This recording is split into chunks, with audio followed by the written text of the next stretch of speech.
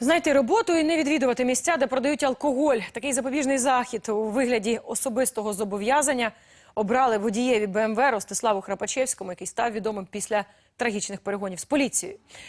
Голосіївський суд столиці сьогодні зобов'язав хлопця не відлучатись з населеного пункту, в якому він зареєстрований і проживає, без дозволу правоохоронців. Прокуратура ж вимагала цілодобового домашнього арешту. Наразі його дії розцінюють як опір поліцейському при виконанні ним службових обов'язків. 3 тижні тому Храпачевський в стані наркотичного сп'яніння кермував автівкою, в якій було ще 3 його друзів, і відмовився зупинитись на вимогу поліції.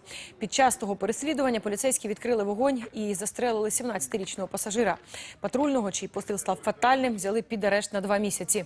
Голова Національної поліції Хатія Деканоїдзе таке рішення суду щодо водія БМВ вже назвала несправедливим, бо, цитата, поліцейський, що намагався припинити незаконні дії людини в стані алкогольного і наркотичного сп'яніння, сидить за ґратами, а водій, готовий на божевільній швидкості збивати людей, відпущений судом під особисте зобов'язання. Кінець цитати.